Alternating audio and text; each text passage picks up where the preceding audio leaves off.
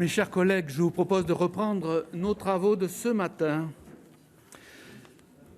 Donc, monsieur le rapporteur général, mes chers collègues, mesdames, messieurs, nous nous retrouvons ce matin, une semaine après les informations publiées par un consortium international de journalistes sur les montages fiscaux élaborés par plus d'une dizaine de cabinets de conseil financiers. Connus sous le nom de Pandora Papers, ces informations s'inscrivent dans le sillage de précédents travaux d'investigation, Panama Papers en 2016, Paradise Papers en 2017, il y a toujours des mots nouveaux, ou encore OpenLux plus tôt cette année. Les informations mettent à jour un système à grande échelle d'opacification de flux financiers par la création de sociétés écrans localisées dans des juridictions à fiscalité réduite et peu ouvertes aux échanges d'informations, incluant des territoires dépendants de grands États. Depuis une dizaine d'années, d'importantes avancées ont été enregistrées à différents niveaux. Je pense bien sûr, comme vous tous, au projet BEPS que nous avons suivi de près, de l'Organisation de coopération et de développement économique, l'OCDE, mais aussi à plusieurs directives emblématiques, la directive du 12 juillet 2016 établissant des règles pour lutter contre les pratiques d'évasion fiscale, dites ATAD, ou les directives relatives à l'échange automatique et obligatoire d'informations dans le domaine fiscal, dites DAC, et à des évolutions législatives nationales. Pourtant, la levée du secret bancaire à la suite de la crise financière de 2008 se heurte toujours à certains obstacles, dont les sociétés écrans. En tant que législateurs, nous nous interrogeons sur l'efficacité des règles applicables pour contrôler et appréhender fiscalement les sociétés offshore, ainsi que sur les moyens de renforcer la lutte contre ces montages. Les enjeux sont à la fois financiers et politiques, dans la mesure où ces pratiques peuvent faciliter le blanchiment de revenus illicites et reportent bien sûr la contribution publique sur d'autres acteurs. Donc, pour faire le point sur ces questions, et à l'occasion de ce moment, j'ai le plaisir d'accueillir M. Frédéric Iannucci, qui est chef du service de la sécurité juridique et du contrôle fiscal à la Direction générale des finances publiques. Merci d'être là. M. Marc Bornhauser, avocat spécialiste en droit fiscal. J'espère que je n'écorche pas votre nom. Madame Julia Aliprandi, chercheuse au sein de l'Observatoire européen de la fiscalité.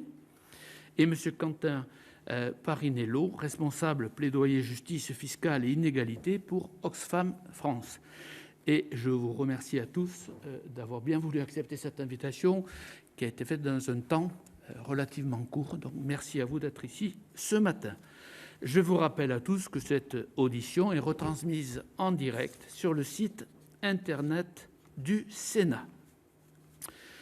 Sans plus tarder, et peut-être en vous rappelant à peu près la règle que je vous propose, c'est une première intervention liminaire calibrée autour de 10 minutes pour chacun d'entre vous, sachant que vous aurez un deuxième temps, après les questions qui vous seront posées pour y répondre, d'un temps à peu près équivalent. Donc, sans plus tarder, je cède la parole à M. Frédéric Iannucci pour qu'il nous expose le point de vue de l'administration chargée du contrôle fiscal sur ces Pandora Papers et sur les suites qui pourraient en résulter pour les résidents fiscaux français concernés, puis plus largement pour faire le point sur cette politique particulière dont il a la charge. Monsieur Iannucci. Merci beaucoup, Monsieur le Président. Donc l'administration fiscale se réjouit évidemment de révélations nouvelles qui peuvent être faites sur des schémas d'évasion ou de fraude fiscale internationale. Donc c'est une étape supplémentaire par rapport à des révélations antérieures.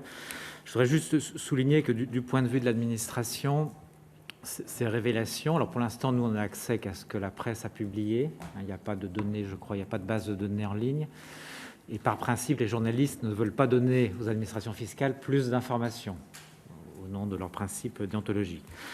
Donc, pour nous, en fait, c'est le début d'un long chemin, parce que donc on a des informations qui sont assez fragmentaires sur des personnes qui détiendraient des sociétés à l'étranger. Alors, personnes qui sont ou non résidentes fiscales françaises, parce qu'effectivement, vous savez bien qu'il ne suffit pas d'être français pour être assujetti à l'impôt en France. Donc, il y a des personnalités qui ont été citées, qui sont non résidentes depuis plusieurs années, et pour lesquelles l'administration fiscale française n'est pas en mesure d'opérer des vérifications particulières. Donc, hormis le cas où les personnes dont les noms sont cités viendraient spontanément régulariser leur situation et nous donner des informations, c'est pour nous le début d'un long travail pour retrouver les informations qui permettent d'effectuer des redressements. Il ne suffit pas de savoir qu'une personne détient une société dans tel ou tel paradis fiscal pour en tirer des conclusions opérationnelles sur le montant des impôts qu'elle doit payer. Et donc le plus souvent, et c'est la difficulté à laquelle on a été confronté lors des précédentes révélations, c'est qu'on a le nom du siège d'une société, mais sans information sur le lieu de situation des comptes, et encore moins sur les sommes qui sont sur ces comptes, ou sur les années concernées. Il peut aussi y avoir des sujets de prescription.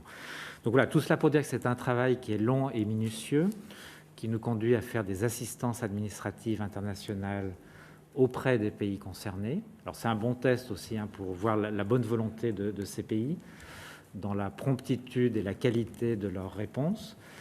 Mais certains pays nous disent, oui, on vous confirme que monsieur ou madame Untel a bien une société chez nous, mais on n'a aucune information comptable et financière.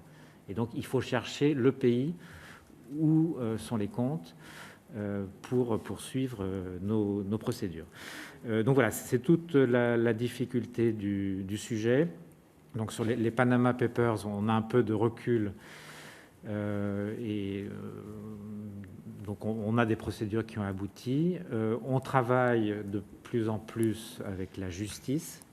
Donc il y a des actions coordonnées. Certaines, justement les Panama Papers, étaient pilotées par le parquet national financier. Et donc tous les services de l'État conjuguent leurs efforts pour essayer d'avoir de l'information. Mais je le redis, au-delà des informations publiées, le chemin est très long pour avoir toutes les informations pertinentes permettant de faire les rectifications fiscales nécessaires. Donc voilà ce que je voulais dire. Je voudrais aussi insister quand même dans ces sujets sur le rôle des intermédiaires financiers. Je regardais avant de venir un rapport de l'OCDE qui a moins d'un an sur en finir avec les montages financiers abusifs, réprimer les intermédiaires qui favorisent les délits fiscaux et la criminalité en col blanc. Je crois qu'il y a un vrai sujet sur le positionnement et les obligations de certains intermédiaires. Et donc, sans faire de raccourcis trop saisissants, vous savez qu'on a en ce moment même le débat sur l'étendue du secret professionnel des avocats, y compris dans leur fonction de conseil. Et c'est quand même un sujet qui nous interroge, parce qu'il faut qu'on ait la capacité d'aller chercher des informations. Et si on se crée des sanctuaires, y compris en France, notre action sera encore plus limitée. Voilà, donc sur les précédentes vagues de révélations, on a des résultats. Le directeur général a communiqué, donc je me sens autorisé à le faire. Sur les Panama Papers, on avait 115 dossiers qui ont conduit à 167 millions d'euros de droits et de pénalités. Sur les Paradise Papers, où les informations étaient plus fragmentaires, on est à ce jour à 11 millions d'euros de droits et de pénalités. Mais sur ces deux vagues précédentes, les travaux sont loin d'être achevés. Donc ce sont des chiffres qu'on actualise au fur et à mesure. Donc voilà ce que je voulais dire en introduction sur notre état d'esprit, la manière de travailler. Donc je peux assurer bien sûr de notre détermination à combattre ces phénomènes. Ça fait partie de notre travail et voilà, on a beaucoup travaillé sur les vagues précédentes et nous allons travailler bien sûr sur ces informations à condition qu'elles soient un peu précises. Merci, Monsieur Iannucci. Je me tourne maintenant vers Monsieur Marc Bornhauser, qui pourra nous faire part de son regard d'avocat spécialisé en droit fiscal patrimonial sur le recours à de tels montages et leur nature juridique. Et peut-être il pourra également prendre position un petit peu sur le secret qu'entoure la profession d'avocat et nous donner sa position. Ça permettra d'avoir un peu d'interaction ou d'interactivité entre nous. Oui, je remercie Frédéric Iannucci de m'avoir tendu la perche sur le rôle des avocats qui ne sont pas des intermédiaires financiers, comme les autres, en tout cas, je tiens à le rappeler. Mais je voudrais d'abord commencer par dire que ces Paradise Papers, je me demande comment ils vont faire pour trouver un nouveau nom après avoir... pardon, oui, pour les Pandora Papers, qui commencent par un P, après Panama, après Paradise. Quel va être le prochain nom, qui ne nous apprennent pas grand-chose sur les techniques utilisées, ni les juridictions concernées, les îles Vierges britanniques, le Panama, la Suisse. Je dirais que c'est toujours les mêmes usual suspects. Il faut quand même rappeler, moi je me suis plongé dans ce que les journalistes ont bien voulu dévoiler, et tous ces schémas ne sont pas nécessairement frauduleux. Il faut quand même bien distinguer qu'il y a la fraude d'un côté qui est sanctionnable, pour lequel l'administration fiscale est là et use de tous les moyens prévus par la loi pour la réprimer, et l'optimisation qui, dans notre société de liberté, reste encore un droit. Même si le mot fait tâche, maintenant, même nous, on évite de l'utiliser, mais il n'en demeure pas moins qu'elle soit agressive ou pas agressive, elle est soit du bon côté de la loi, soit du mauvais côté de la loi. Et il y a quand même des marqueurs objectifs qui permettent de la cerner et de la classer. Ensuite, il faut distinguer les problématiques de fiscalité et les problématiques de confidentialité. Je pense qu'on ne peut pas retirer aux gens le souhait de rester discrets sur leurs investissements. Pour autant, évidemment, que l'argent qu'ils investissent soit de l'argent qui n'est pas sale ou teinté. Avec quand même, effectivement, on peut dire une réserve sur les personnalités exposées publiquement, politiquement, les fameuses PEP, qui, elles, ont un devoir évidemment plus lourd que le commun des mortels quant à la transparence de son patrimoine.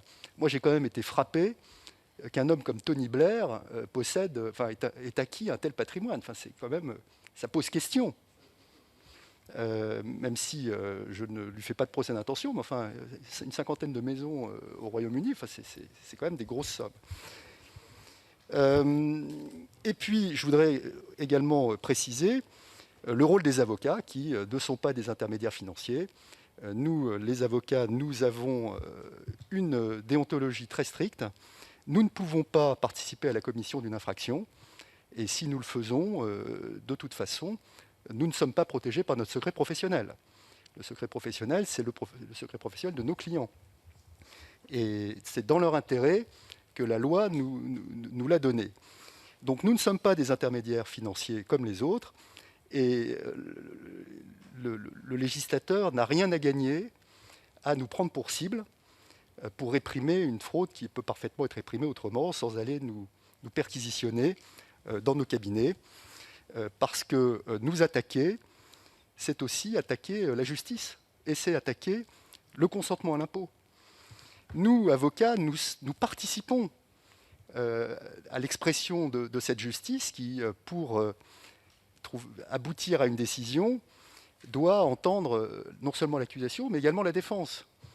Et cette distinction entre le Conseil et la défense, sur laquelle le Sénat s'est prononcé récemment, est une distinction qui n'existe pas, en tout cas pas dans les textes européens, qui ont une norme, une autorité supérieure à la loi française, et je pense à la Convention européenne des droits de l'homme en particulier, et sa jurisprudence, qui ne distingue pas le secret de l'avocat dans son exercice de conseil de celui de sa mission de défense.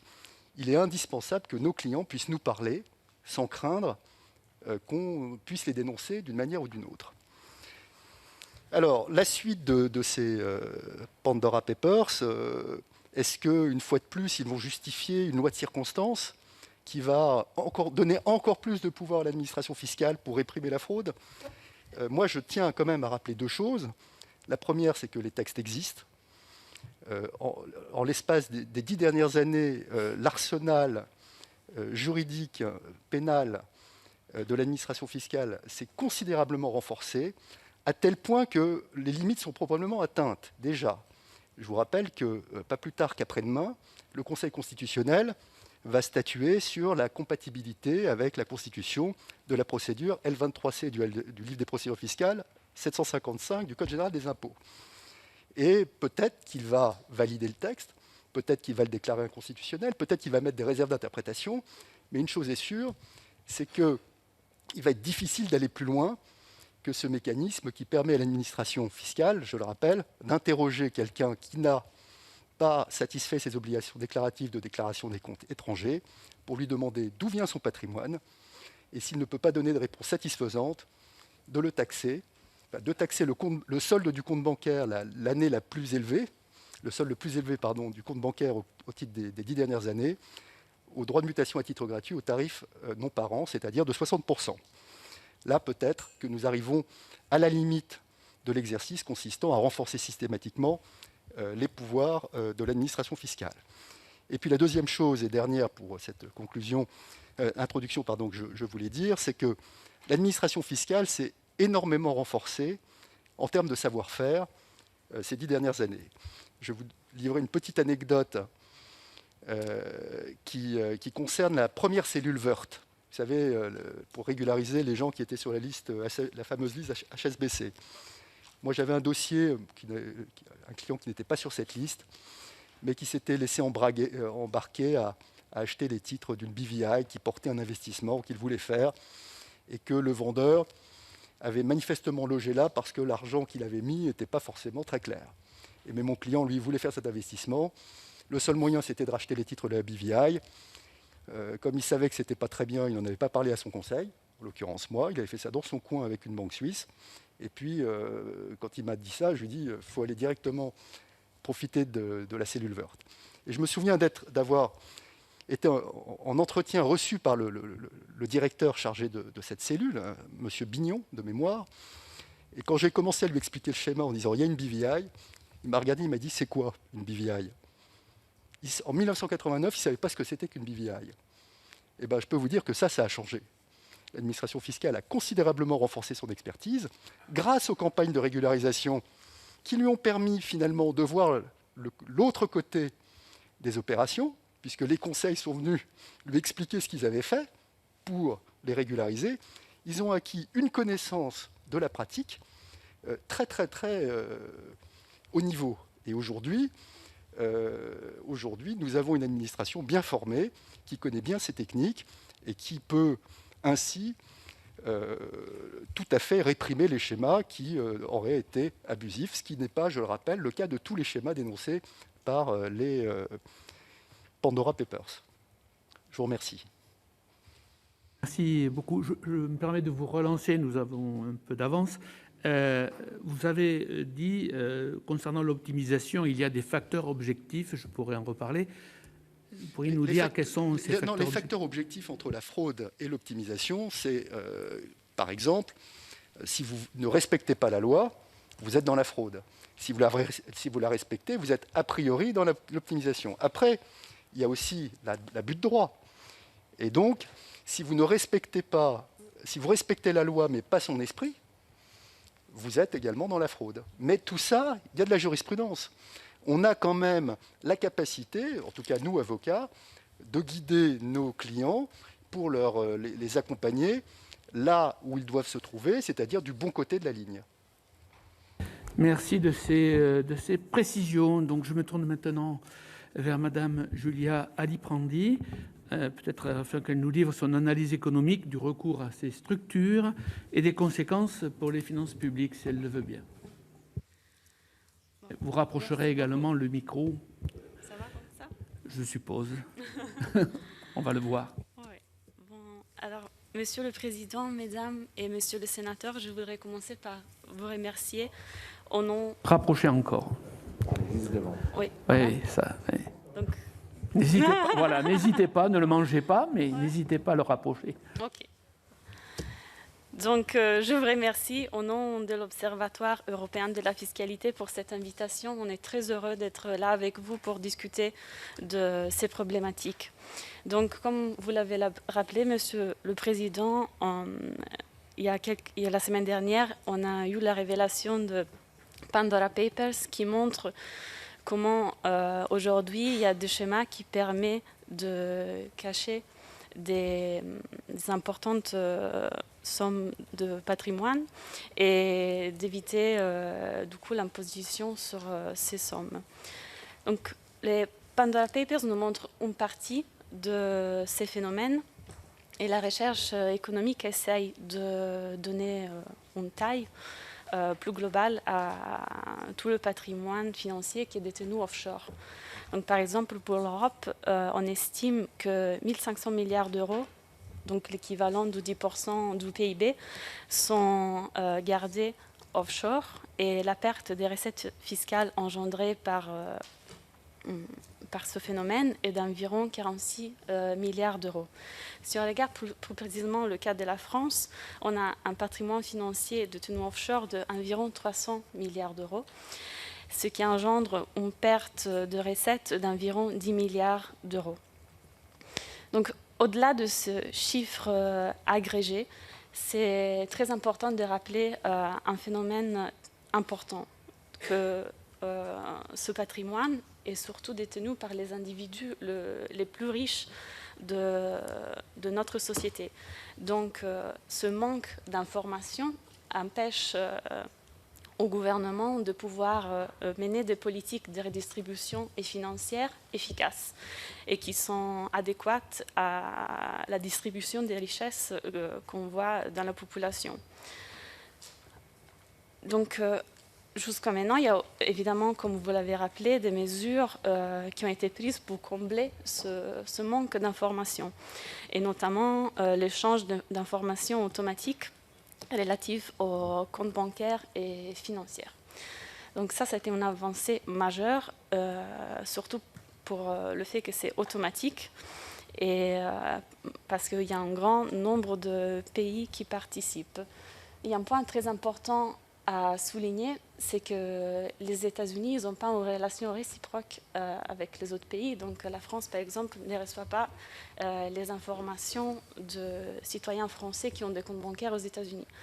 Et surtout, après les révélations de Pandora Papers sur les activités aux États-Unis, ça c'est un point qui semble être très important. En plus de ça, il y a aussi le registre des bénéficiaires effectifs qui est en train d'être instauré dans plusieurs pays. Et ça avance un peu doucement, mais il y a de plus en plus de pays qui adhèrent à cette initiative. Mais le progrès, il reste surtout lent dans les juridictions les plus opaques, dont les juridictions dont on aurait besoin de plus d'informations, qui manquent cruellement aux administrations, comme il nous a rappelé M. Iannucci. Donc, en plus de ces mesures qui sont déjà en place à l'Observatoire, on suggère des mesures supplémentaires qui pourraient aider à continuer à combattre la fraude et l'évasion fiscale. Donc, premièrement, on suggère de créer un cadastre financier pour lutter contre l'opacité qui entoure la richesse mondiale et sa répartition. Donc, ces outils, ils pourraient donner au gouvernement une vision globale des richesses détenues par ses citoyens et donc mener des politiques fiscales et de redistribution cohérentes avec la réelle distribution des richesses de ces contribuables. Et ensuite, on veut rappeler, comme il a déjà fait M.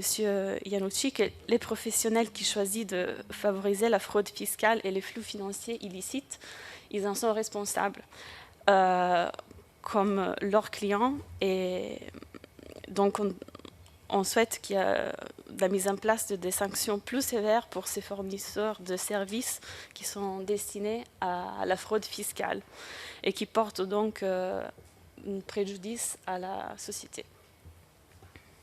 Merci. Merci, madame. Enfin, je me tourne vers monsieur Quentin Parinello, qui est donc responsable plaidoyer justice fiscale et inégalité pour Oxfam France. Peut-être pourra-t-il nous indiquer s'il y a des spécificités des Pandora Papers, ou est-ce que ce sont des informations parmi d'autres qu'on a déjà eues et qu'il n'y a finalement rien de nouveau. Y a-t-il donc des spécificités par rapport aux précédents travaux d'investigation? Merci beaucoup. Parinello. Et merci pour cette invitation, Monsieur le Président, Mesdames, Messieurs les sénateurs et les sénatrices. Pour répondre directement à votre question, oui, il y a des spécificités à cette investigation. La première et la plus grande, à mon sens, c'est que cette fuite de données, elle couvre environ 15 ans, jusqu'à une période très très récente, et donc les dossiers de 14 intermédiaires financiers. Donc ce qu'on peut voir de manière assez claire, c'est comment à la fois des intermédiaires financiers et des juridictions fiscales vont s'adapter aux changements législatifs, notamment en matière fiscale de certains pays, notamment les sanctions mises en place par l'Union européenne autour de sa liste de paradis fiscaux. Et comment on voit certains contribuables qui étaient dans certains paradis fiscaux, M. Brandshire parlait tout à l'heure des usual suspects, et comment ces personnes-là finalement vont dans des territoires qu'on n'aurait pas forcément soupçonné au premier abord d'être des paradis fiscaux. On a vu notamment l'émergence de territoires comme le Dakota du Sud aux États-Unis qui ne font pas partie des usual suspects pour les personnes qui ne connaissent pas forcément le droit fiscal comme étant des territoires où on peut loger des actifs en toute discrétion. Donc ça, je pense que c'est l'aspect le plus intéressant de cette fuite, c'est vraiment de montrer au cours des années comment certains acteurs se sont adaptés au changement de législation, et c'est utile pour nous, y compris pour montrer les limites de notre action, de l'action publique jusqu'à maintenant, et comment on peut la renforcer. Au-delà de ça, comme toute fuite fiscale, on fait énormément attention aux têtes d'affiche, et c'est bien normal, et ce qui frappe notamment, c'est le nombre de personnes en responsabilité, et ça nourrit finalement une espèce de méfiance envers l'action politique, ça sape le consentement à l'impôt. Et moi, c'est vraiment sur cet aspect-là que je voudrais vous interpeller, c'est vraiment sur comment on retrouve une confiance en l'action politique, comment on retrouve le consentement à l'impôt, comment on met en place les outils pour montrer que l'action politique lutte vraiment contre la fraude, l'évasion fiscale. Et pas que, parce qu'évidemment, dans le cadre de cette investigation, on a vu des faits, en tout cas des faits reprochés qui devront être caractérisés de blanchiment potentiel d'argent, y compris de sources qui pourraient être liées à la mafia italienne, au terrorisme, aux narcotrafiquants, etc., etc. Et donc, le message que je veux faire passer aujourd'hui, c'est l'importance notamment de la transparence. La transparence, pas simplement dans l'échange d'informations entre les administrations fiscales, mais auprès des citoyennes et des citoyens. Monsieur Iannucci parlait tout à l'heure des limites d'information en termes de société écran. Il y a 70% des affaires de corruption qui impliquent une société écran aujourd'hui. 70%. Quels sont les outils pour faire face à ça ?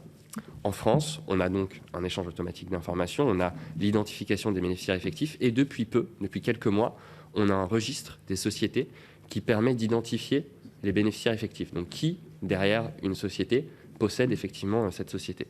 Ce registre, en termes d'accès au public, je me place encore une fois moi-même en termes d'accès au public, pas en termes d'accès d'information pour l'administration, il a certaines limites. La première, c'est un registre qui est disponible uniquement sur un accès à la pièce. Donc, il faut qu'on aille chercher les informations une par une. La deuxième, c'est qu'on n'est pas encore sûr aujourd'hui de son taux de complétude. Les dernières données publiques parlaient de 75%. Il y avait notamment des problèmes au niveau des SCI, selon des travaux, des analyses qui ont notamment été menées par Transparency International, qui aurait eu toute sa place d'ailleurs à cette table ronde. Là-dessus, tout l'enjeu, c'est notamment de se dire il ne suffit pas de publier ces informations, il faut pouvoir les vérifier. Et la qualité de ces données peut fortement interroger, peut forcément jouer sur la question de la confiance en l'action publique. Je vous donne deux exemples. Un qui a été révélé après OpenLux. Dans le registre des sociétés du Luxembourg, il y avait 50%, donc la moitié des entreprises, qui ne déclaraient aucun bénéficiaire effectif. Dans celui du Royaume-Uni, où pour le coup, il n'est pas accessible qu'à la pièce, mais on est capable d'extraire les données et de les analyser, on avait des dizaines de milliers d'entreprises qui n'avaient pas de bénéficiaires effectifs déclarés. On avait des entreprises qui avaient parfois un bénéficiaire effectif qui possédait 100, 150, 200 entreprises. Et on voit bien que c'est un drapeau rouge, comme on dit, sur les prête-noms. Autre cas, et on avait également des fois des données assez fantaisistes de bénéficiaires effectifs qui avaient 3 ans, 4 ans. Alors on peut s'interroger sur l'utilité de faire transférer un patrimoine extrêmement tôt et de faire, pour jouer sur l'héritage, mais je pense que il s'agissait moins que ça, plutôt que soit d'informations erronées ou manifestement fausses. Néanmoins, la plus grande limite aujourd'hui sur le registre des bénéficiaires effectifs, c'est que dès que vous avez des registres publics, dès que vous avez besoin d'avoir accès dans un montage à une structure qui est hors de France, vous ne l'avez pas. C'est-à-dire que je suis contribuable français, je possède une entreprise, mais qui n'est pas située en France, je n'apparaîtrai pas dans le registre des bénéficiaires effectifs. Et donc, renforcer ce registre, c'est notamment croiser l'ensemble des données qui sont disponibles publiquement, et c'est finalement un premier pas vers le cadastre financier que Mme Aliprandi appelait de ses voeux il y a quelques minutes. C'est finalement croiser l'ensemble des données et permettre à des citoyens d'avoir un droit de regard sur les structures, les montages fiscaux qui sont utilisés par ces contribuables, y compris quand ils ont des actifs hors de France. La limite par rapport à ça, évidemment, c'est qu'on n'a pas accès à tout un nombre d'actifs qui sont logés dans des territoires qu'on appelle des paradis fiscaux. Et là-dessus, et je vais terminer là-dessus rapidement pour laisser la parole, c'est tout l'enjeu et l'utilité d'une liste de paradis fiscaux pour pouvoir faire pression sur des pays tiers. On a une liste de paradis fiscaux au niveau français qui est essentiellement basée sur les questions de coopération fiscale, et on intègre les pays de la liste de l'Union européenne. La liste de l'Union européenne, jusqu'à présent, elle est essentiellement axée sur coopération fiscale et pratiques fiscales dommageables. Mais il n'y a pas cette question de la transparence. Par exemple, on ne juge pas que si un pays n'a pas de registre public des bénéficiaires effectifs, ça pose un problème et il pourrait être mis sur une liste, par exemple, une liste grise. Et donc tout l'enjeu aujourd'hui, c'est de dire comment on fait pression sur ces pays tiers. Et la liste des paradis fiscaux européennes a prouvé dans une certaine mesure son utilité à faire pression sur des pays tiers quand elle n'était pas soumise à des pressions politiques et lorsque ces critères étaient objectifs et ambitieux. Enfin, juste un dernier mot sur les intermédiaires financiers. Je suis absolument d'accord avec ce qui a été dit par les deux intervenants en face de moi. Il faut absolument renforcer aujourd'hui le contrôle sur les intermédiaires financiers. Il y a certains intermédiaires financiers qui aujourd'hui ne sont pas couverts par les obligations de lutte contre le blanchiment et donc qui n'ont pas à faire ce travail, ce qu'on appelle le Know Your Customer, pour savoir d'où vient l'argent. Et on peut travailler sur des textes pour améliorer ça. Il y a aussi tout un problème de reporting, puisqu'aujourd'hui, l'ultra-majorité des cas de blanchiment d'argent impliquent des personnes morales, mais les déclarations à Tracfin, c'est essentiellement des personnes physiques. Donc on voit qu'on n'a pas forcément les informations sur le gros du problème. Et puis enfin, évidemment, renforcer les sanctions. Voilà, je m'arrête là. Merci beaucoup. Merci, Monsieur Parinello. Merci à vous tous. Nous allons démarrer par le rapporteur général du budget, bien entendu. Pardon, oui, merci, Monsieur le Président. D'abord, je veux remercier les 4 intervenants, à la fois pour la clarté de leur expression et je dirais même leur concision. Moi, je vais aborder peut-être directement à travers trois questions. Claude Raynal, le président, l'a rappelé dans son propos introductif. Le projet BEPS de l'OCDE comporte, lui, un certain nombre de recommandations pour renforcer les règles de fiscalité des sociétés étrangères contrôlées. Et il y a une directive, effectivement, ATAD de 2016 qui comprend différentes dispositions pour renforcer le contrôle de ces entités en permettant, par exemple, d'imposer des revenus issus d'une société localisée dans un territoire à faible imposition. Pourtant, il n'a pas été jusqu'à présent jugé utile d'adapter le dispositif existant en France à l'article 209B de notre Code général des impôts, malgré ces avancées. Quelles en sont peut-être, de l'avis de chacun d'entre vous, les raisons et en quoi cet outil permet-il ou non d'ailleurs de lutter efficacement contre de tels montages financiers? Deuxième question, les intermédiaires financiers, dans le cadre effectivement de la directive dite d'ACCIS, sont tenus de déclarer à l'administration fiscale les montages fiscaux considérés comme agressifs qu'ils conçoivent et commercialisent, et les données sont ensuite échangées entre les États membres. Quel bilan pouvez-vous tirer de cette obligation, et est-ce qu'on pourrait imaginer qu'une telle obligation, je dirais, se mette en place pour être la norme au niveau international? Et puis, peut-être, il y a eu un début de réponse, mais dans l'intervention de M. Parinello sur la transparence, je vais revenir sur les échanges d'informations entre les administrations fiscales qui jouent un rôle essentiel en matière de lutte contre les pratiques fiscales dommageables. Le Forum mondial a mis en place des procédures standardisées. Pourtant, les Pandora Papers l'indiquent. Et ces échanges, manifestement, ne suffisent pas, que ce soit d'ailleurs du fait des territoires participants ou du périmètre des informations couvertes. Quel est donc, d'après vous, alors je regarde plutôt M. Iannucci, mais pas seulement, le rôle de ces données pour le contrôle fiscal, et quelles sont les limites que vous identifiez dans ce dispositif, et comment pourrait-on y remédier? Merci, monsieur le rapporteur général. Alors, compte tenu des délais et de la formation que nous avons ce matin, je vous propose de garder chacune des questions du rapporteur général à l'esprit pour pouvoir y répondre tout à l'heure. Et je vais compléter par des questions de nos collègues, sachant, et je vous l'indique également, que nous ferons ensuite, nous vous donnerons la parole pour une brève réponse en fonction des thèmes parmi les questions qui vous paraissent relever de votre compétence et de vos connaissances, et que nous le ferons dans l'ordre inverse, c'est-à-dire que nous commencerons par M. Parinello et nous finirons par M. Iannucci. Donc, je vais donner la parole tout de suite, si vous le voulez bien, à Éric Bocquet, qui sera suivi de Sophie Tallier-Polian. Éric Bocquet.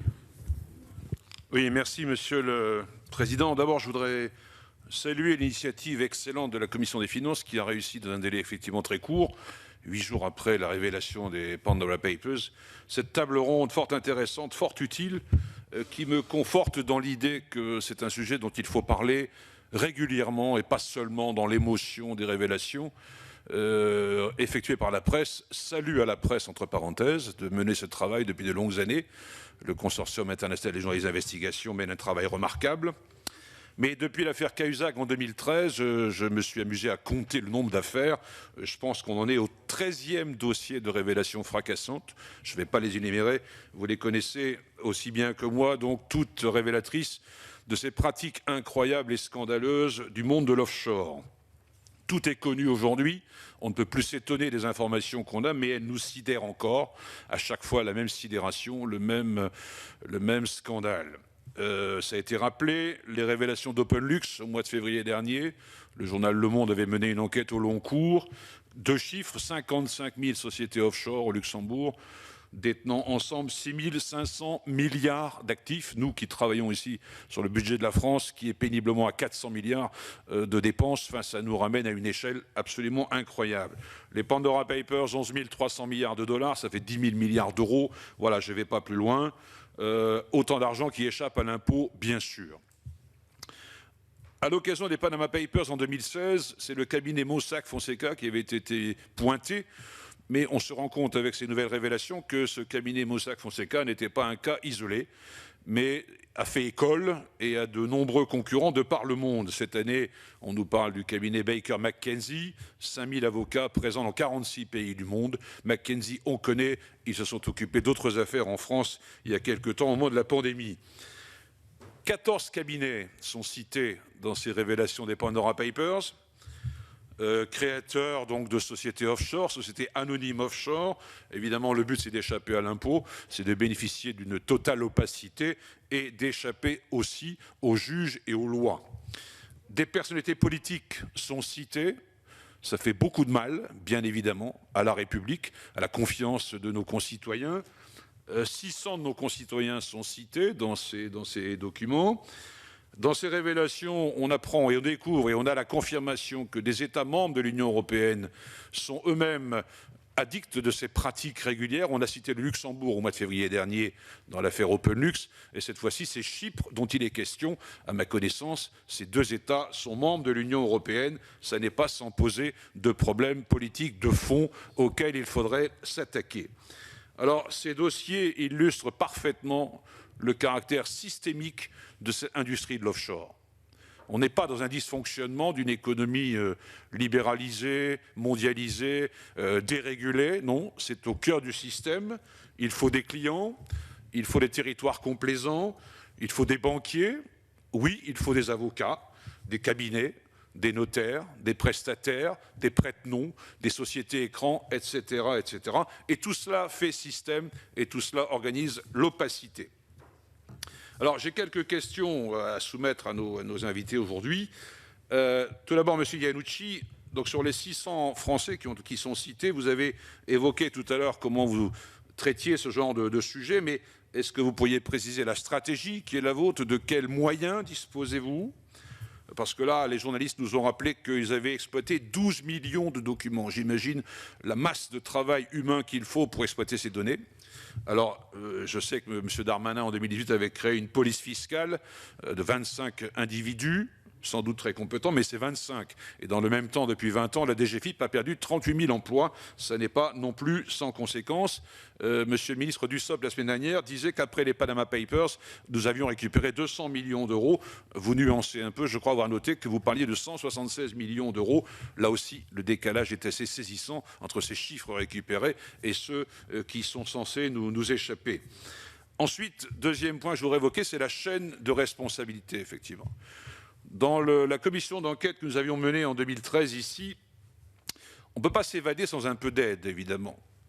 Et je me souviens d'une intervention d'une personnalité qu'on avait auditionnée, M. Marc Roche, à l'époque journaliste pour Le Monde, correspondant à Londres, fin connaisseur de la City et du monde de la finance et de ses acteurs. Il avait dit, je cite, « Les banques ne sont qu'un petit élément d'un réseau de complicité plus vaste, dans lequel on trouve des bureaux d'avocats, des cabinets comptables, des conseillers financiers. » Alors, évidemment, on entend toujours cet argument qui consiste à dire optimisation et évasion, mais je rappellerai cette citation fameuse de Dennis Healey, qui était le chancelier de l'échiquier, du gouvernement britannique, entre 1974 et 1979, et il a eu ce mot un jour. La différence entre l'optimisation et l'évasion fiscale est dans l'épaisseur du mur d'une prison. Voilà, chacun en pensera ce qu'il veut, mais j'ai trouvé ça assez drôle. Troisième point qui a été évoqué par M. Parinello, c'est la liste des paradis fiscaux en Europe. Aux yeux de l'Union européenne, aucun État membre ne peut être considéré par la Commission comme un paradis fiscal. Or là, on a deux pays majeurs, le Luxembourg notamment, mais je pense également à Chypre. On pourrait citer Malte, on pourrait s'intéresser aux Pays-Bas avec les sièges des holdings. L'Irlande a un statut fiscal un peu particulier aussi. Or, pour l'Union européenne, voilà, pas de paradis fiscal au sein de l'Union européenne. Je pense que là, il y a déjà un deuxième trou dans le bouclier, plus les complicités que malheureusement on constate. On a cité Tony Blair, on a cité DSK. Tout ça est absolument dommageable, fondamentalement dommageable, et il faudrait qu'on s'intéresse de près à ces sujets. Merci. Bien, merci Éric. Alors Éric Bocquet, je vous le dis, mes chers collègues, a bénéficié d'un tarif de faveur, si je puis dire, compte tenu de cette thématique dans son travail parlementaire. Et donc je vais ramener les autres aux 2 minutes réglementaires, en commençant en la remerciant par Sophie Tallier-Polian. Président, je vous remercie, mais je réclame l'égalité. C'est un combat que nous partageons tous. Bien, non, mais je vais essayer d'être plus rapide, car Éric Bocquet a dit beaucoup de choses que je partage. Merci à la Commission, ça c'est une première chose. Merci à la presse, bien entendu, sans laquelle aujourd'hui nous n'aurions pas d'informations et pas de capacité d'action. Et c'est quand même une question qu'on doit se poser. Merci aussi aux lanceurs d'alerte qui prennent beaucoup de risques et qui sont encore aujourd'hui, je le crois, pas assez protégés. C'est une question que je pose notamment à l'ONG Oxfam, parce qu'il y a peut-être là aussi des choses à faire. Une remarque et puis des questions. Monsieur Burnhauser, vous parliez d'optimisation en disant, après tout, c'est un droit. tant que ce n'est pas illégal. Moi, j'observe juste que la semaine dernière, pour justifier la réforme de l'assurance chômage, on pointait les précaires en disant « mais ils optimisent, c'est scandaleux ». C'est scandaleux. Et là, c'est normal. Vous voyez ? Donc, il y a un petit peu ce deux poids, deux mesures dans le discours. Alors, je ne pointe pas votre discours en particulier, mais le discours général. Et je crois que là, il y a quand même un problème extrêmement fort et qui touche, je crois, la capacité, effectivement, de faire société.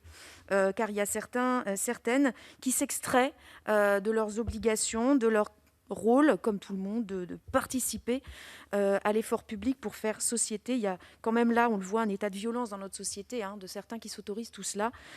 Et aujourd'hui, où cela a été noté, 4 millions de nouveaux vulnérables dans notre pays. Je voulais juste noter cela. On a beaucoup débattu en 2018, notamment autour de la loi présentée par M. Darmanin, M. Dussopt, la société de confiance. Nous avions à l'époque, et je m'en souviens très bien, posé un certain nombre d'amendements sur notamment la question du fait de réprimer les intermédiaires. Donc ça a été rejeté à l'époque. Donc je vois que peut-être qu'en réalité, l'administration fiscale trouverait que c'est une bonne chose. Aussi, des propositions pour inverser la charge de la preuve. C'est-à-dire qu'à partir du moment où on voit qu'il y a une société qui arrive, on ne sait pas trop pourquoi, hop, ce n'est plus à l'administration fiscale de démontrer qu'il y a montage problématique, mais c'est à la personne qui a fait le montage de justifier pourquoi il avait pris ce chemin-là. Ce qui, je pense aussi, serait une source de facilitation pour l'administration fiscale. Donc, je pose aussi cette question en termes de quoi faire et comment faire pour avancer, puisque on le voit, la loi de 2018 qui devait régler tous les problèmes ne l'a pas du tout réglé. Et on sait aussi, nous n'avons cessé de le dénoncer, il y a certes une augmentation des moyens, notamment techniques, avec le data mining, dont nous a beaucoup parlé, pour faire en sorte que l'administration fiscale ait davantage de moyens techniques pour aller au bon endroit. Mais nous n'avions non plus pas cessé de dénoncer le fait que, finalement, quand on regarde le nombre d'enquêtes menées, elles sont toujours d'un même nombre. C'est-à-dire qu'en fait, on ne cherche pas à avoir un service public qui corresponde aux besoins, c'est-à-dire au nombre de gens qui fraudent, mais on se dit, on peut faire tant d'enquêtes, on va se contenter de ça. Et on voit quand même, dernière question, qu'il y a une baisse du montant récupéré par l'État, alors même qu'on observe que finalement, comme cela a été dit, à chaque nouvelle loi, cette industrie tellement inventive, qui innove sans arrêt, elle trouve de nouveaux moyens pour certains et certaines de s'extraire de leurs obligations de solidarité et de justice. Merci Sophie. Hervé Maurey, puis Didier Rambaud. Oui, merci, Monsieur le Président. J'essaierai d'être encore plus court. Monsieur Iannucci évoquait le nombre de dossiers qui avaient pu être récupérés, ou plutôt de sommes qui avaient pu être recouvrées dans le cadre des précédentes affaires. Je ne crois pas qu'il ait indiqué ce que ça pouvait représenter en termes de pourcentage par rapport à la masse globale, tant en nombre de dossiers qu'en somme. Et je voudrais savoir aussi s'il y a des perspectives d'arriver à améliorer les recouvrements sur ces scandales précédents. À la suite de tous ces scandales, je crois un certain nombre de mes collègues l'ont dit, je crois que ce qui est important, c'est d'essayer de faire en sorte que des mesures efficaces soient prises, sans pour autant, évidemment, arriver dans des situations où, comme le suggère ma collègue, on inverserait la charge de la preuve, ce qui est peut-être quand même un petit peu fort. Mais concrètement, je m'adresse plus particulièrement aux représentants de l'administration fiscale. Quels outils souhaiteriez-vous dont vous ne disposez pas aujourd'hui, pour être encore plus efficace, à la fois pour, si possible, empêcher ce type de pratique, et ensuite pour recouvrer les fonds. Concrètement, est-ce qu'il faut renforcer les coopérations internationales, que ce soit dans le cadre européen ou autre ? Est-ce qu'il faut, comme ça a été dit par un certain nombre de mes collègues et par un certain nombre d'intervenants, prévoir des sanctions des intermédiaires qui se prêtent et qui souvent même incitent à ce type d'action ? Et puis, personne n'a osé le dire, parce que c'est toujours un sujet tabou quand on parle de cette profession. Est-ce qu'il faut que les journalistes eux-mêmes fassent un peu preuve de transparence et acceptent, lorsqu'il y a vraiment des délits, voire des crimes avérés, d'être un petit peu plus plus coopératives qui nous le sont. Ça semble être un sujet tabou de parler de ça et, au nom de la liberté de la presse, mais je brise le tabou et je pose la question. Merci Hervé. Didier Rambaud, puis Patrice Joly. Merci, Monsieur le Président. Deux remarques très synthétiques. La première, j'ai retrouvé un article d'un grand quotidien du soir qui date de décembre 2018 et qui expliquait qu'il était pratiquement impossible pour un État seul comme la France de stopper l'évasion fiscale. Je cite la phrase: « Modifier les règles pour forcer les Français les plus fortunés à payer leurs impôts en France nécessiterait la modification de conventions fiscales internationales qui prévalent sur le droit français. » Aussi, partagez-vous ce constat et est-ce envisageable? Deuxième remarque, c'est plus optimiste, c'est ce qui s'est passé la semaine dernière au sein de l'OCDE, puisqu'on peut se réjouir de voir plus de 140 pays qui se sont mis d'accord sur la fiscalité, sur la taxation mondiale des multinationales, hein, à hauteur de 15%. Même les derniers pays opposants, la Hongrie, l'Irlande, l'Estonie, ont levé, semble-t-il, leurs objections. Donc, est-ce qu'on pourrait considérer que cet accord est prémonitoire et qui pourrait nous permettre d'espérer davantage de coopération dans la lutte contre l'évasion fiscale? Je vous remercie. Merci Didier. Patrice Joly, puis Vanina Paoli-Gagin. Merci Monsieur le Président. Merci à nos intervenants pour la diversité de ces regards portés et d'une certaine manière croisés. Peut-être dire qu'il y a urgence à agir du point de vue démocratique, c'est évident. Derrière ça, c'était évoqué, le consentement de l'impôt est en jeu, la contribution des charges aux charges collectives également, et que cette sécession des riches, il faut bien appeler ça ainsi, participe à la montée du populisme. Deux choses, parce que beaucoup ont été dites pour insister sur deux points et peut-être les compléter. Tout d'abord, et s'était dit, il n'y a aucune commune mesure entre les retours qu'on a pu obtenir du point de vue qu'a pu obtenir l'administration fiscale au regard des sommes qui sont en jeu, je dirais. Donc là, on voit qu'il y a un problème de moyens. Est-ce qu'il y a d'autres types de problèmes? Moi, j'aimerais être éclairé sur ce sujet-là. Comment se fait-il qu'on n'est pas, d'une certaine manière, plus productif en matière de récupération du dû? Deuxième élément, sur l'établissement et l'actualisation des listes des paradis fiscaux européens. Moi, j'aimerais savoir quel est l'avis de nos interlocuteurs ici, dans la mesure où on voit que concomitamment, effectivement, à l'émergence de ce scandale des Pandora Papers, on s'aperçoit que des paradis fiscaux sont sortis de la liste des paradis fiscaux identifiés comme tels par l'Union européenne. On ne peut être que surpris. Merci. Merci Patrice. Vanina Paoli-Gagin, puis Michel Canvet. Oui, Monsieur le Président, merci beaucoup d'avoir organisé cette table ronde. Merci à tous les intervenants. J'avais une première question qui concerne le registre des bénéficiaires effectifs. En tant que praticienne du droit, je sais que c'est très compliqué déjà en droit français de modifier sur Infogreffe des registres de bénéficiaires effectifs. Ça ne fonctionne pas très bien en fait, donc c'est très difficile d'avoir un registre à jour. Et je m'interroge en fait sur les moyens qu'on pourrait mettre en œuvre pour rendre ces registres plus opérationnels déjà à titre général. Et est-ce qu'il serait envisageable de consolider un registre des bénéficiaires effectifs au niveau de l'Union européenne, voire via des traités à l'échelon international? Parce qu'on le sait, c'est vraiment la chaîne d'interposition et les actionnariats en cascade qui nous permettent de tracer, en fait, le cas échéant, ces fraudes. Et puis enfin, je partage tout ce qui a été dit sur la liste des paradis fiscaux en Europe. Il faut vraiment qu'on s'interroge sur certains de nos partenaires États membres qui ne semblent pas jouer tout à fait franc jeu avec nous. Et cette question mérite d'être soulevée, je pense. Merci Vanina. Michel Canvet, puis Thierry Kozik. Monsieur le Président, chers collègues, je voudrais remercier nos intervenants pour leurs apports. Tout d'abord, moi je voudrais dire que la lutte contre la fraude, qu'elle soit vers les paradis fiscaux ou envers les prestations sociales, doit rester un combat permanent pour tous, doit rester un combat permanent absolument pour tous. Il y a du Larsen. Je le pousse. Voilà.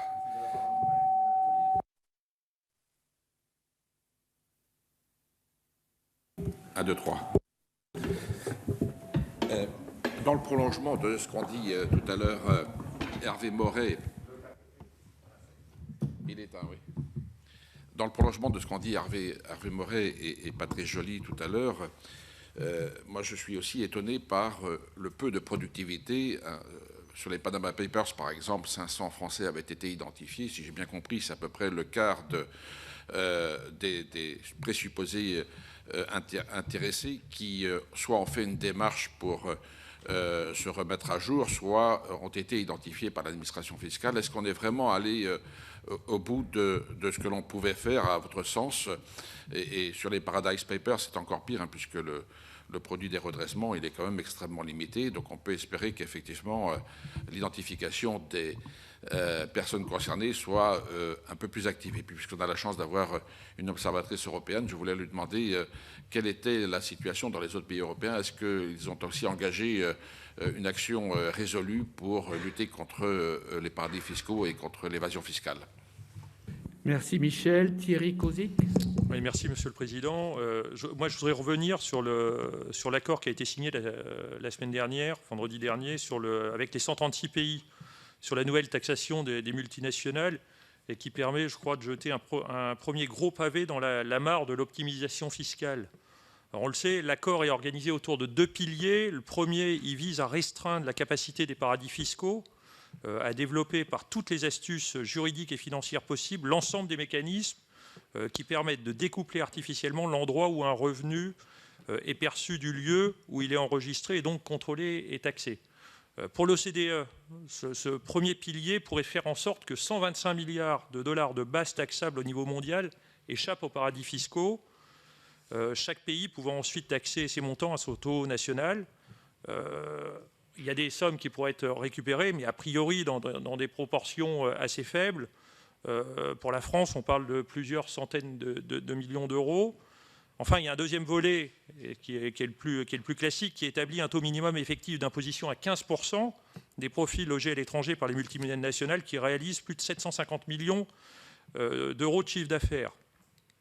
Donc la conclusion, c'est que ces 2 nouveaux piliers de la taxation des multinationales, dans les principes, peuvent paraître révolutionnaires, puisqu'un État pourra taxer une entreprise même si elle n'est pas présente sur son territoire, du moment que ses activités et ses profits y sont. Donc on peut transférer artificiellement ces profits dans les paradis fiscaux, mais ils seront in fine taxés à 15%. C'est vrai que c'est un énorme changement de paradigme dans la façon d'organiser la taxation des multinationales. Et donc, à ce sujet, j'ai une question. Dans un monde de libre-échangisme, aujourd'hui, n'est-il pas vain de parler de mesures propres à la France quand seule une réponse globalisée peut sembler résoudre la problématique? À l'image de ce qui se passe pour le climat, une approche plus collective pourrait être, me semble-t-il, la seule solution afin que certains pays cessent leur dumping fiscal et qu'une certaine harmonisation voie le jour. Merci Thierry. Pour ma part, je vais me permettre peut-être d'aller sur 2 sujets. L'un qui a été évoqué par Madame Aliprandi concernant la création d'un cadastre des actifs financiers. Alors, au-delà de l'idée que l'on comprend, dont on voit l'image, dont on peut, etc., moi j'aimerais bien avoir un petit peu l'avis de M. Iannucci sur la question, c'est-à-dire sur la concrétisation de ce concept. Qu'en pense l'administration aujourd'hui? Et puis une deuxième question, plus générale, en notant que le Conseil de l'Europe, de l'Union européenne a pris la décision de sortir 3 juridictions de la liste européenne des États et territoires non coopératifs. Et parmi eux figurent notamment les Seychelles, juridiction qui est pourtant régulièrement mentionnée dans les travaux d'investigation. Donc certains y ont vu un peu le signe de la portée somme toute réduite de cette liste. Qu'est-ce que vous en pensez? Voilà, on va commencer par M. Parinello, s'il le veut bien, reprendre les questions qu'il souhaite. Merci beaucoup. Merci à toutes et à tous pour toutes ces questions. Je vais essayer de répondre à un maximum d'éléments soulevés. Déjà, je souhaite m'associer aux remerciements qui ont été prononcés par des sénateurs et des sénatrices au travail d'investigation des journalistes, qui est essentiel, et au courage des lanceurs d'alerte ou des lanceurs d'alerte qui ont permis ces révélations. Sur la question des lanceurs d'alerte, Oxfam n'est pas forcément l'ONG la plus indiquée pour répondre à ça. Je vous renvoie notamment vers les travaux de Transparency International et de la Maison des lanceurs d'alerte. Un petit point néanmoins, je pense qu'il y a notamment à faire sur la chaîne d'alerte qui aujourd'hui passe systématiquement en interne et qui peut fragiliser la personne, voire la mettre en danger, et repenser la chaîne d'alerte, notamment pour voir une alerte vers les autorités compétentes, mais je vous renvoie vraiment vers les travaux de Transparency International France là-dessus. Il y a pas mal de questions qui se recoupent, donc je vais me permettre de répondre en une fois sur la question de la liste des paradis fiscaux, et c'est notamment lié à la question unilatérale versus multilatérale. On peut effectivement adopter les meilleures règles possibles en France. On fait face à des juridictions opaques, qui n'ont pas forcément un intérêt de prime abord à changer. Et c'est tout l'intérêt d'outils comme les listes de paradis fiscaux si elles sont assorties de sanctions. C'est-à-dire comment mettre en place des listes qui ont des critères objectifs pour viser des pays qui sont notoirement opaques, qui permettent l'enregistrement de sociétés sans qu'on sache qui est derrière cette société, qui permettent à des intermédiaires financiers d'opérer sans mettre en place des contrôles de lutte anti-blanchiment, de lutte antiterroriste, qui mettent en place des pratiques fiscales dommageables qui, finalement, exacerbent la concurrence fiscale déloyale.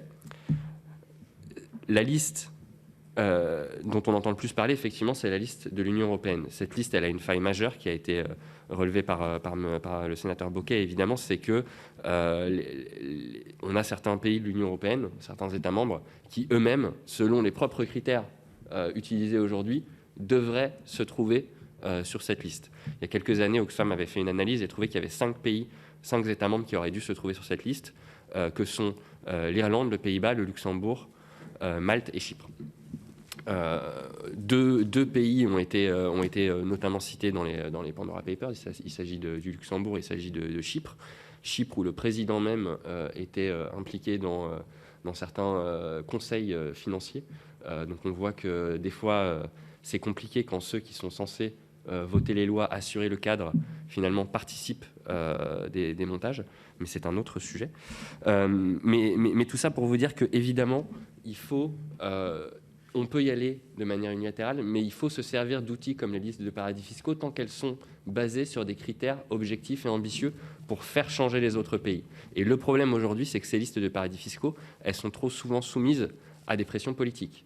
On a des États qui sont too big to blacklist, qui sont trop gros et on n'ose pas y aller. Et se dire qu'aujourd'hui, on peut améliorer les critères, et c'est nécessaire pour la liste de paradis fiscaux européenne, puisqu'aujourd'hui, on a des critères de coopération fiscale. Donc, on voit si un pays transfère ses informations fiscales à d'autres. On a des critères de pratiques fiscales dommageables qui sont extrêmement réduites, et c'est pour ça que des très gros paradis fiscaux ne font pas partie de la liste. Et on a des critères d'application des réformes fiscales internationales. Mais on n'a rien, par exemple, sur la transparence des bénéficiaires effectifs. On n'a rien sur les règles en place pour les intermédiaires financiers. Donc ça, c'est typiquement 2 critères simples qui pourraient être ajoutés, avec un 3e critère qui serait le taux d'imposition zéro, 3 critères simples qui pourraient être ajoutés à une liste et qui formeraient la base. Ensuite, évidemment, vient la question des pressions politiques. Est-ce que l'Europe est prête à mettre le Dakota du Sud dans une liste grise ou une liste noire? Est-ce que l'Europe est prête à mettre le Delaware dans une liste grise ou une liste noire? Si on se base sur des critères objectifs, oui. Si cette liste est trop soumise à des pressions politiques, évidemment, c'est un problème. Et on va se retrouver dans une situation où on avait des pratiques fiscales dommageables, des pratiques de blanchiment qui étaient dans des petits États qui vont se déplacer vers des gros États qui sont too big to blacklist. Et donc, c'est un véritable enjeu. Sur la question de la chaîne de responsabilité et des intermédiaires. Je vais vous lire le texte de la 5e directive anti-blanchiment qui fait qu'aujourd'hui, on a toute une myriade d'acteurs qui arrivent à échapper aux obligations de contrôle. Ces obligations, de lutte contre le blanchiment, s'appliquent aux auditeurs, experts comptables externes, conseillers fiscaux et toute autre personne qui s'engage à fournir directement ou par le truchement d'autres personnes auxquelles cette autre personne est liée une aide matérielle, une assistance ou des conseils en matière fiscale comme activité économique ou professionnelle principale. Tout le problème vient de ce mot « principal ». Ce n'est pas Oxfam qui le dit, ce n'est pas Transparency qui le dit, c'est Tracfin qui explique que certains membres des professions du chiffre et du droit ont élaboré des stratégies de contournement en développant en parallèle de leur activité réglementée des entités juridiquement distinctes qui les exonèrent de leurs obligations. Donc on a certains professionnels intermédiaires qui ne sont pas soumis à l'obligation, ce qu'on appelle le Know Your Customer, de vérifier d'où vient l'argent qui est à l'origine derrière. Et le deuxième enjeu sur les intermédiaires, c'est de dire qu'aujourd'hui, les reports qui sont faits à Tracfin sont essentiellement sur des personnes physiques, alors même que les personnes morales représentent l'immense majorité des cas de corruption. On pourrait imaginer, par exemple, des reportings qui soient faits sur le nombre de structures sur lesquelles des conseils ont été faits, de structures de superposition de personnes morales, et derrière le nombre de déclarations à Tracfin. Ça permettrait déjà de voir s'il y a un delta, entre ce qui est conseillé et ce qui est rapporté à Tracfin. Ensuite, sur l'accord international, j'ai le regret de vous dire que ce n'est pas la fin des paradis fiscaux et de l'évasion fiscale. C'est un accord qui va, je pense, permettre de lutter contre l'utilisation par les multinationales. Donc on parle de multinationales, là, de très grosses entreprises. On ne parle pas d'une personne qui a une société écran dans un paradis fiscal. L'utilisation des boîtes aux lettres, ça, oui, dans une certaine mesure. Mais sur le fameux pilier 1 qui a été mentionné, ce pilier 1, il devrait s'appliquer entre 70 et 100 entreprises. Donc vous imaginez bien que c'est un échantillon, un confetti dans l'économie mondiale. Et sur le taux d'impôt minimum effectif à 15%, il y a pas mal d'exonérations qui ont été mises en place, des exonérations de substance, qui vont permettre aux entreprises multinationales de descendre leur taux d'imposition effectif en deçà de 15%. Ceci étant dit, je ne veux pas tout jeter. Ce qui est intéressant avec cet accord, c'est de voir qu'aujourd'hui, on est passé il y a quelques années finalement d'une logique de dire la concurrence fiscale, c'est juste l'effet collatéral du libre-échange, à dire la concurrence fiscale déloyale, ça a un impact sur nos sociétés, ça a un impact sur le consentement à l'impôt, et ce n'est plus acceptable. Et donc on a réussi à mettre plus d'une centaine de pays autour de la table. L'aboutissement est largement en deçà des attentes de la société civile, mais le processus de mettre autant de pays autour de la table est intéressant. Il faudrait penser à des processus similaires, notamment sur la fiscalité des patrimoines, qui est peut-être plus en rapport dans les Pandora Papers. Sur le registre des bénéficiaires effectifs, oui, évidemment qu'il faut le centraliser. C'est un des enjeux. Après, toute la difficulté aujourd'hui, c'est déjà de dire que dès qu'on a une structure qui utilise une personne morale en dehors de France, ça sort du registre même, donc ça limite la portée. Donc oui, centraliser, et oui, utiliser le bras armé d'une liste noire de paradis fiscaux et de sanctions applicables pour forcer les pays qui ne dévoilent pas ces informations à les dévoiler. Ça aidera l'administration fiscale, mais ça aidera surtout au consentement à l'impôt, puisque les citoyens auront la possibilité de contrôler. Je crois que j'ai à peu près fait le tour, si ce n'est de dire sur les moyens de la lutte contre l'évasion fiscale. Je ne vais évidemment pas me substituer à M. Iannucci, qui en dira beaucoup plus que moi, mais pour dire que les moyens techniques, c'est évidemment quelque chose, mais pour faire des contrôles fiscaux, il faut des personnes derrière, et donc c'est important de se rappeler que la technologie ne pourra pas nous aider à tout faire en matière de contrôles fiscaux. Voilà, je vous remercie. Merci de vos réponses très complètes. Nous allons poursuivre avec Madame Ali Prandi, si elle veut bien. Merci beaucoup. Toujours en approchant le micro. Oui. Donc, merci beaucoup pour vos questions. Je vais commencer par l'utilité des informations, des échanges entre des administrations pour amener quelques points de la recherche. Donc, ce qu'on voit, c'est que ces politiques ont vraiment un effet sur les dépôts des contribuables offshore. Mais il y a des points à souligner qui peuvent être utiles aussi pour l'administration. On voit qu'il y a des mouvements, mais on voit aussi que les contribuables, ils remplacent leur stratégie par des autres. Par exemple, on voit qu'il y a une grosse augmentation des dépôts aux États-Unis, donc un pays qui ne partage pas les informations, où on voit une augmentation des transferts vers des autres biens, comme par exemple l'immobilier ou les œuvres d'art. Donc ces mesures devraient être élargi pour avoir un champ d'action plus large et pouvoir compléter ce qui est déjà en place. Ensuite, j'ai rejoint Monsieur Palinello sur les commentaires sur l'accord de l'OCDE. C'est vraiment notable que autant de pays ont été mis autour de la table et ils sont arrivés en conclusion commune. Il faut quand même rappeler que cela a été le fruit de beaucoup de négociations où il y a eu des concessions très importantes, notamment sur les exonérations de substances. Donc on affiche un taux effectif minimal de 15%, mais en réalité, ces exonérations de substances sont un peu difficiles à justifier. Et en réalité, ils baissent ce taux d'imposition effective qu'on va avoir sur les profits de multinationales. Je partage aussi les avis sur la liste des paradis fiscaux. C'est évidemment un sujet très politique et qui peut être sensible aussi pour le multilatéralisme et la coopération entre les différents pays. Évidemment, toujours la voie plus préférable pour résoudre ce genre de problèmes, c'est la coopération et le dialogue entre les administrations et les pays. Mais effectivement, on voit que parfois, c'est très long et très compliqué. Et pendant ce temps-là, il y a des autres juridictions qui subissent des préjudices. Et il faut donc trouver des autres moyens pour agir pour contraster ces problèmes.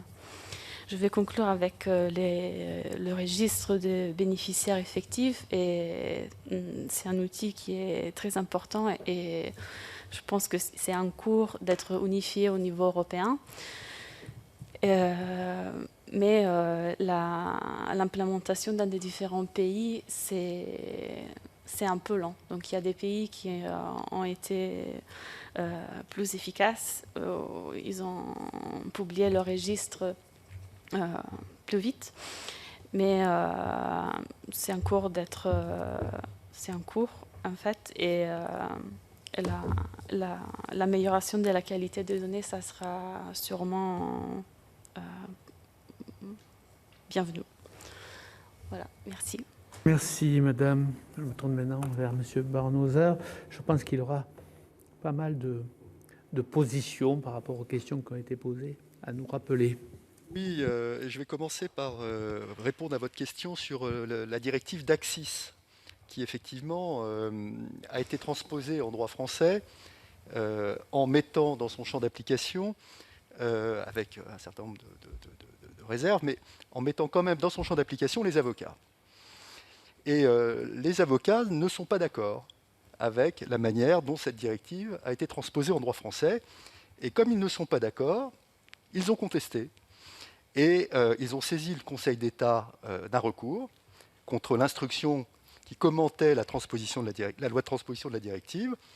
Et manifestement, leurs arguments n'étaient pas totalement dépourvus de fondement, puisque le Conseil d'État a saisi la Cour de justice de l'Union européenne d'une question préjudicielle, rejoignant ainsi la Cour constitutionnelle belge, qui avait elle-même transmis déjà une question préjudicielle à la Cour de justice, à la demande des barreaux, du barreau flamand ou francophone, j'ai oublié, de Bruxelles. Donc, tout ça pour vous dire que quand on va trop loin, on ne cesse pas faire, nous les avocats, et il est important que notre secret professionnel soit protégé, parce que, et je l'ai déjà dit en introduction, mais je vais le répéter parce que je pense qu'il faut marteler le message, notre secret professionnel n'est pas pour nous protéger, nous exonérer de nos responsabilités, il est là dans l'intérêt des justiciables et donc dans l'intérêt de la justice. En matière fiscale, l'intérêt de la justice rejoint le consentement à l'impôt. Ce consentement à l'impôt qui est si précieux pour notre démocratie, si les lois ne permettent pas aux contribuables de les appliquer avec discernement et dans le respect de leurs droits fondamentaux de liberté, qui sont protégés par notre Constitution, alors, indirectement mais nécessairement, c'est le consentement à l'impôt lui-même qui est abaissé. Et c'est extrêmement grave. Donc, en prenant les avocats pour cible, comme le font un certain nombre de sénateurs et d'ONG autour de cette table, je pense que vous vous trompez de cible. Oui, il y a des intermédiaires financiers qui commercialisent des schémas frauduleux. Non, il n'y a pas d'avocats parmi eux. En tout cas, pas d'avocats français. J'ai entendu livrer à la vindicte populaire le nom du cabinet Baker et McKenzie, qui est cité dans les Pandora Papers. Je mets au défi de prouver qu'ils ont mal agi. Et s'ils ont mal agi, ils seront sanctionnés. Mais connaissant la réputation et la qualité des professionnels, en tout cas en France, de ce cabinet, j'en serais personnellement extrêmement surpris. Ça, c'était le premier point sur la chaîne de responsabilité avec les avocats qui sont mis dedans. La deuxième chose que je voulais dire concerne la dictature de la transparence que l'on essaye de nous imposer. Je vous rappelle quand même qu'il y a le respect, le droit constitutionnel au respect de sa vie privée, qui fait que le secret n'est pas honteux. Des gens ont des intérêts parfaitement légitimes à ne pas vouloir que leurs affaires privées soient mises sur la place publique. Donc arrêtons à vouloir mettre de la transparence partout. C'est vrai, en revanche, qu'il y a des catégories de citoyens qui méritent une place particulière. Ceux qui aspirent à exercer des fonctions publiques doivent s'attendre à ce que les citoyens scrutent leurs affaires privées. Et ça paraît être un droit assez fondamental, pour le coup, à mettre en œuvre. Mais on est face à un problème d'éthique, une frontière à tracer entre la répression de la fraude d'un côté et le droit à la liberté, au respect de sa vie privée de l'autre. Votre honorable Assemblée participe au processus législatif qui vise à réglementer, résoudre ces problèmes d'éthique, donc en trouvant la bonne frontière entre ces principes contradictoires. Au-dessus de vous, il y a le Conseil constitutionnel, il y a la Cour de justice de l'Union européenne et il y a la Cour européenne des droits de l'homme, qui eux aussi ont leur conception des choses, en espérant qu'elle soit à peu près similaire. Mais il est important de savoir que la transparence absolue est une folie. Et je la dénonce. Je la dénonce pour le citoyen lambda qui a le droit au respect de sa vie privée et de ses placements qu'il ne doit pas retrouver sur la place publique. Le Conseil constitutionnel a censuré la publicité du registre des trusts. Hein, c'est pas, je vous parle du droit positif, là. On ne peut pas faire n'importe quoi au nom de la transparence. J'en ai terminé de mon intervention. La défense en a terminé. Très bien. Monsieur Iannouchi, pour conclure, alors j'ai l'habitude d'utiliser une formule qui ne plaît pas beaucoup, mais tant pis, je la réutilise. Vous avez toujours une petite fonction de voiture balai, vous voyez, c'est-à-dire les questions qui n'ont pas éventuellement bénéficié d'une réponse avec vos prédécesseurs, vous êtes amené peut-être à en fournir une. Merci. Je comprends, Monsieur le Président, que j'ai un temps de parole un peu plus long alors pour essayer de répondre à toutes les questions. 6 minutes au lieu de 5. Non, je voudrais tout d'abord qu'on fasse bien la distinction entre deux grands sujets. D'une part, la dissimulation de la matière imposable et d'autre part, la répartition de l'imposition. Parce que les sujets qui ont été évoqués récemment sur l'imposition des multinationales, c'est un sujet de répartition entre États de la matière imposable. Et il me semble que ce n'est pas tout à fait le sujet principal qu'on traite aujourd'hui, qui est plus la dissimulation, notamment de personnes physiques, pour échapper à l'imposition. Alors après, il me semble qu'il y a un cheminement intellectuel à respecter dans notre analyse, dans la méthode. À la base de tout, il y a les sujets de connaissance, et là de transparence. C'est comment on a les informations pertinentes. Et là, il y a des progrès considérables qui ont été faits depuis au moins une dizaine d'années, sur les échanges automatiques d'informations. Je rappelle, ça porte sur les comptes, sur les revenus. Il y a la localisation pays par pays de l'activité économique. Point fondamental qui est évoqué sur les bénéficiaires effectifs. Alors, ce n'est pas seulement un sujet fiscal, c'est un sujet anti-blanchiment à la base. Mais en France, il y a un système très, très abouti tenu par les greffiers qui est en accès direct et gratuit par tout le monde.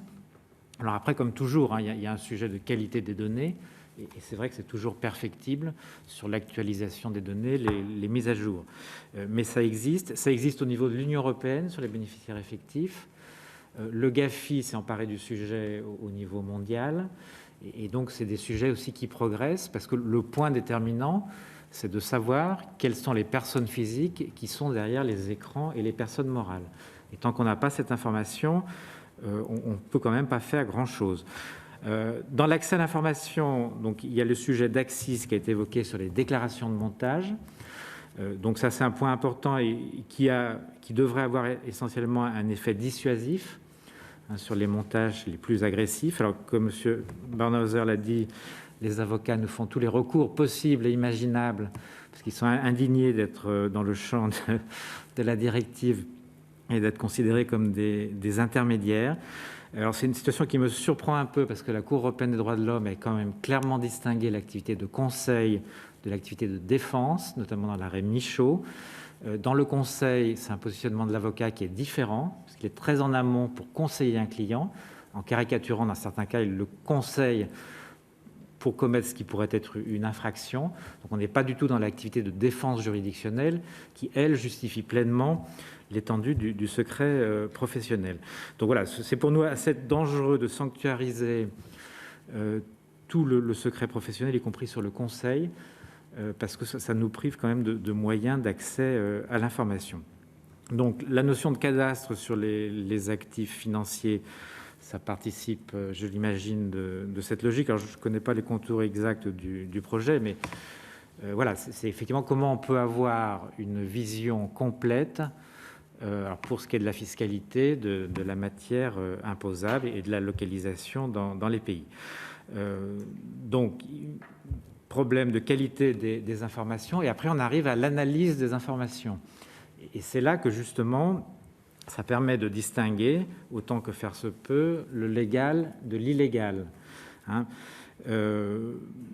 Donc, si on considère que, au regard des informations, alors tout ce système d'information, ça conduit souvent à conclure que les informations avaient déjà été portées à la connaissance des administrations. Donc ça explique aussi en partie le taux de déchets qu'on a entre le nombre de personnes identifiées par le consortium de journalistes et le nombre de procédures qu'on engage. C'est-à-dire qu'il y a des gens qui, oui, ont une société à l'étranger, mais ils l'avaient indiqué, ils ont un compte à l'étranger, ils l'avaient indiqué, ils avaient déclaré les revenus, et donc, bien évidemment, si ces gens-là sont en règle, on ne va pas faire de redressement. Donc voilà, après, quand on est sur une situation qu'on considère comme illégale, il y a un arsenal législatif qui est assez étendu. Vous l'avez évoqué, Monsieur le Président, à l'article 209 bis. Donc, en fait, arsenal qui consiste soit à imposer en France un bénéfice qui, optiquement, est réalisé dans une structure étrangère, soit à rejeter la déduction d'une charge en France sur des flux qui vont vers l'étranger. Et donc, moi, l'impression que j'ai, c'est que la France était plutôt en avance sur ce que pourraient être des standards internationaux, et donc avec un arsenal assez développé et qui est utilisé année par année par les directions de contrôle. Donc voilà, donc les procédures, on les a. Donc il y a beaucoup de droits de communication, d'assistance administrative. Et comme je disais, une coordination avec l'autorité judiciaire qui est de plus en plus forte et qui permet justement de combiner nos accès à l'information. Alors, dans les questions qui sont posées, effectivement, il y avait un sentiment de déception en disant l'administration fiscale ne fait que tant de redressement. Mais donc, je pense que c'est inhérent un peu au cheminement que j'ai indiqué. Il y a forcément un taux de déchets, c'est peut-être pas le bon terme, mais un taux de perte entre l'information brute et le point auquel on arrive. Donc, sur les Pandora Papers, on nous cite 600 personnes françaises.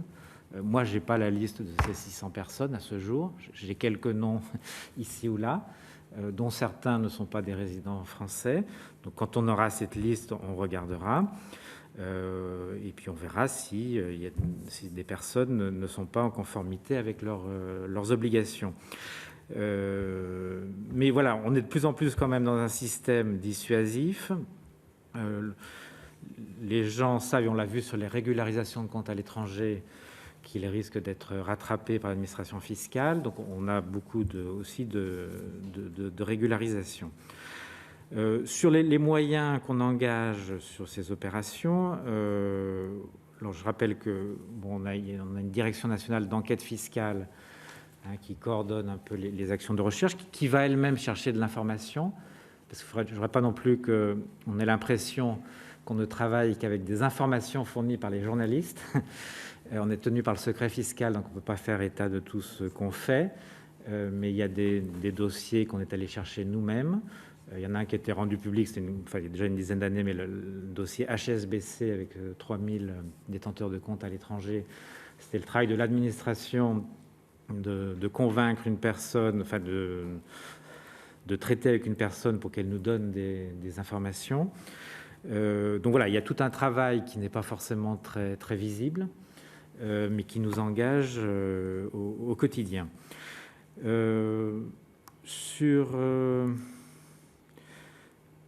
Parce que voilà, effectivement, ça donne toujours l'impression d'être en retrait. J'avais une question, est-on allé au bout de ce qu'on peut faire? On peut toujours aller plus loin.